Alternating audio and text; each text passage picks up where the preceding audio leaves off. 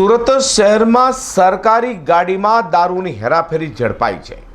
Class 1 અધિકારીની ગાડીમાં જ દારૂની હેરાફેરી કરવામાં આવી હતી। આ દારૂની હેરાફેરી આઉટસોર્સના ડ્રાઈવરો કરી રહ્યાનો ખુલાસો હાલ તો થવા પામ્યો છે। પોલીસે ગવર્મેન્ટ ઓફ ગુજરાત લખેલી એક બોલેરો અને એક સ્વિફ્ટ મોટરકારમાંથી 25,000થી વધુનો દારૂ ઝડપી પાડ્યો હતો।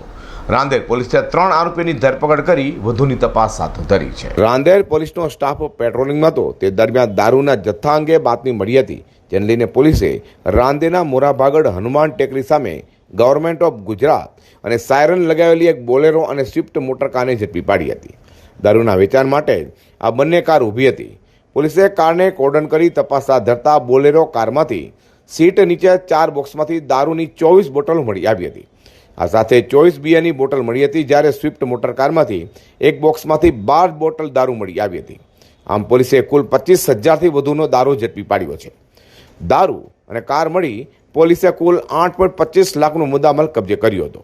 પોલીસે ક્લાસ 1 અધિકારીની ગાડીના આઉટસોર્સ ડ્રાઈવરો રેનિશ નિજારભાઈ વડસરિયા, રાહુલ નિજાર વડસરિયા અને સાજિદ બદરુદ્દીન હાજિયાણીની ધરપકડ કરી હતી। ગઈકાલે રાંદેર પોલીસને હકીકત મળેલી કે જે મોટાભાગોડ નારાયણ એપાર્ટમેન્ટ સામે એક ગાડી પડેલી છે અને એ ગાડીમાં ઇંગ્લિશ દારૂ છે।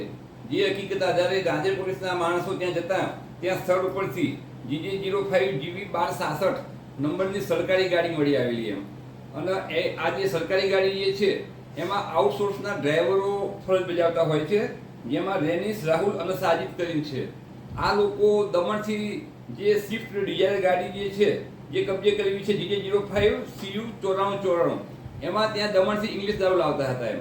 અને ત્યાંથી લાવ્યા પછી આજે સરકારી ગાડી જે છે એ એમના અધિકારીને એવું કહેતા હતા કે આ ગાડીને રિપેરિંગમાં મૂકવાની, ગેરેજમાં મૂકવાની છે, એટલે અમે લઈ જઈએ છીએ એમ કરી અને આ ગાડીનો પણ એમાં હેરાફેરીમાં ઉપયોગ કરતા હતા એમ કરીને કુલ લગભગ 25,900નો વિદેશી દારૂ અને જે વાહનો જે છે એ કુલ મળી 8,25,400નો મુદ્દામાલ પોલીસે આ કામે કબજે કરેલ છે।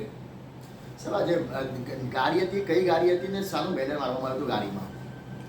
આ એક તો એમાં સરકારી ગાડી છે જે મહેન્દ્ર બોલેરો ગાડી છે અને બીજી ગાડી જે છે એના ઉપર ગવર્મેન્ટ ઓફ ગુજરાત લખેલું હતું એમ, સ્વિફ્ટ ડિઝાયર ગાડી ઉપર એમ। આ દારૂની હેરાફેરી કેવી રીતે કરતા હતા? સુરતમાં કોને વેચતા હતા, ક્યાંથી લાવતા હતા, ખ્યાલ છે? એ હાલમાં તપાસ ચાલુ છે બાબતે। સર, કયા લેવલના અધિકારીઓના ગાડીની ફાળવણી કરી હતી? આ જે ગાડી છે હાલમાં પ્રાથમિક એવું જાણવા મળ્યું છે કે જે એડિશનલ કલેક્ટર છે બાબુ સાહેબ, પછી ડેપ્યુટી કલેક્ટર છે પાંડે સાહેબ અને કોઈ સીઓ કરીને છે ચીફ ઓફિસર, આ 3 અધિકારી આ ગાડીનો ઉપયોગ કરતા હતા। સર, પહેલી વાર થયું છે કે અગાઉ બી કોઈ આવી રીતના ખેપ મારી ચૂક્યા છે આ લોકો? ના, હાલમાં તો હજુ સુધી તો આ જે ફર્સ્ટ ટાઈમ જ જે જાણવા મળ્યું છે કે એમને આ હાલ આ પ્રથમ વખત આ કર્યું છે એમ। સર, કેટલી ગંભીર બાબત કહેવાય, કારણ કે સરકારી ગાડીમાં આવી રીતના દારૂ પરની હેરાફેરી કરતા હોય છે। આ વસ્તુ 100% ખૂબ જ ગંભીર બાબત છે આ હવે। પોલીસને શંકા ન જાય તે માટે આ તરીકે અપનાવ્યો છે લોકોએ। આ લોકોએ પોલીસથી બચવા માટે જે છે એ પોલીસની નજરમાંથી છટકવા માટે આ કિમિયો કર્યો છે।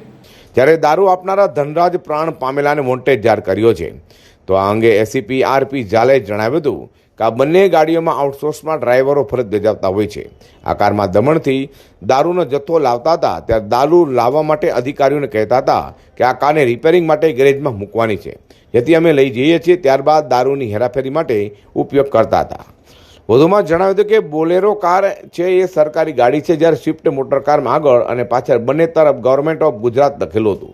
દમણથી દારૂ લાવીને સુરતમાં કોને વેચતા હતા અંગે તપાસ ચાલી રહી છે। આ ગાડીઓ અંગે પ્રાથમિક જાણવા મળ્યું છે કે જે એડિશનલ કલેક્ટર, ડેપ્યુટી કલેક્ટર અને ચીફ ઓફિસર આ ગાડીઓનો ઉપયોગ કરતા હતા। હાલ તો આ પહેલી વાર જ હેરાફેરી કરી હોવાનું જાણવા મળ્યું છે। આ લોકોએ પોલીસથી બચવા માટે જ આ કિમિયો કર્યો છે। અઝર કુરશી સાથે પ્રકાશવાળા।